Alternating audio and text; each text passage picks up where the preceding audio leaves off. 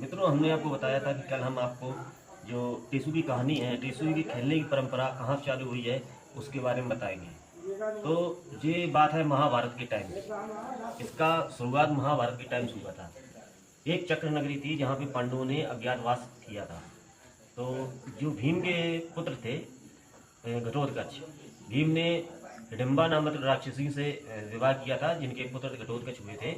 और घटोत्कच के पुत्र जो है वो थे बार्बरीक, जिनको हम बार्बरीक थे। इनको एक ब्राह्मण कन्या से प्रेम हो गया था। वो ब्राह्मण कन्या जो थी उसी का नाम झुंझिया था। टेसू जो थे वो क्षत्रिय थे और झुंझिया जो थी वो ब्राह्मण थी। तो इनके जो पिताजी थे वो इस शादी के लिए मान नहीं रहे थे। तो बहुत इन्होंने आनाकानी की शादी के लिए। पहले बोला कि हमारी बेटी जो है रिश्तेदारी में जाएगी घूमने के लिए। फिर इसके बाद बोले कि उस टाइम एक खेल होता था मटकी का, उसको मटकी का खेल बोलते थे उस टाइम पे, जो आज के टाइम पे हम जिसको झुंझिया बोलते हैं। झुंझिया का खेल हमने उसको मान लिया है। तो बोले कि 7 दिन तक अब वो जो मटकी वाला खेल है वो मटकी वाला खेल खेलेगी। इसके बाद पूर्णिमा की रात को आप दोनों की शादी होगी, झुंझिया और टेसू की।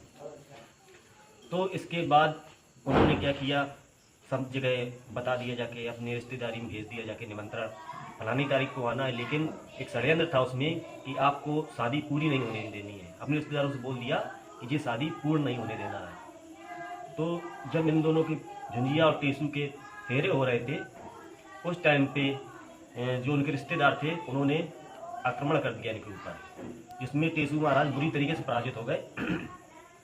पराजित होने के बाद इन्होंने झुंझिया से बोला कि मैं दोबारा फिर से आऊँगा। इतना कह के इन्होंने नदी में छलांग लगा दी। तो उनके जो रिश्तेदार थे, टेसू झुंझिया के रिश्तेदार थे, झुंझिया के पिताजी थे, उन्होंने सोचा कि अब ये तो मर गया है, हमारी पुत्री का अधूरा विवाह हुआ है, तो अब हम क्या करते हैं, इसको भी नदी में फेंक देते हैं। तो उन्होंने झुंझिया को भी नदी में। इसके बाद टेसू जी महाराज जो थे वहाँ से नदी से बच के आ गए घर। जब उनको पता चला कि झुंझिया महारानी जो है उन्होंने क्या नाम उनको उनके पिताजी द्वारा नदिया में डाल दिया गया, तो उन्होंने फिर बहुत तपस्या की, तप किया। इसके बाद उनके पास अथाह शक्ति आ गई। जब उनके पास अथाह शक्ति आ गई, उसी टाइम पे महाभारत का युद्ध चल रहा था। तो अपनी माता से आज्ञा मान करके वो युद्ध में भाग लेने के लिए गए। तो उनकी माता जी ने बोला कि आप जो सेना हार रही हो उसकी तरफ लड़ाई करेंगे। और जो बार्बरीक थे बहुत दयालु स्वभाव के थे, किसी को भी खाली आप नहीं आने देते थे। तो ये बात जब श्री कृष्ण भगवान को पता चली कि बार्बरीक जिसकी तरफ हो जाएगा उस सेना को जीतने से कोई नहीं रोक सकता है, तो उन्होंने बार्बरीक से कहा कि हमें आप अपना सर काट के दे दीजिए। तो जो बार्बरीक थे वो किसी को खाली आप नहीं जाने देते थे, तो उन्होंने उनको अपना सर दे दिया था। लेकिन शर्त एक ये रखी थी कि मैं जो है युद्ध जो युद्ध होगा महाभारत का, मुझे पूरा युद्ध देखना है, उसके बाद मेरी मृत्यु होगी। क्योंकि मैंने अपनी माता से वादा किया है कि मैं पूरा युद्ध का हाल अपनी माता को बताऊंगा जाके। तो भगवान कृष्ण ने क्या किया, तीन डंडी को उनका सर जो है रख दिया था और उन्होंने पूरा युद्ध देखा था। और साथ साथ भगवान कृष्ण ने उनको ये बोला था कि 7 दिन तक आपकी शादी के लिए लोग सब घर घर जाके आपके लिए चंदा इकट्ठा करेंगे और पूर्णिमा की रात को आपको शादी होगी। वही शादी आज भी होती है इनकी। और आशीर्वाद दिया था कि आपको हमारे नाम से पूजा जाएगा, जिनको हम खाटू श्याम कहते हैं। तो ये पूरी कहानी झुंझिया और टेसू की थी और इसको हम लोग बनाते हैं। और अब हम बच्चों के द्वारा कुछ टेसू के गाने सुनवाएंगे आप लोगों को।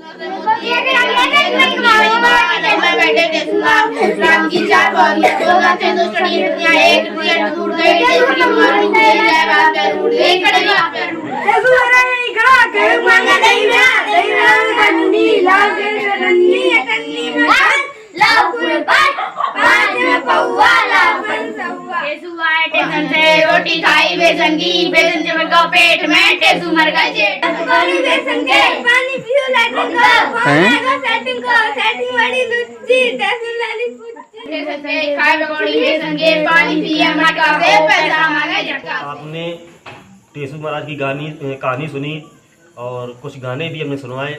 इसके बाद चौथे पार्ट में हम आपको रात्र में जो हम लोग मनाते हैं, बच्ची झुंझिया नचाती हैं, हम लोग कबड्डी खेलते हैं, हम रात्रिकालीन प्रोग्राम कल आपको अपनी अगले वीडियो में दिखाएंगे। बहुत बहुत धन्यवाद। लाइक शेयर और सब्सक्राइब करिए। धन्यवाद।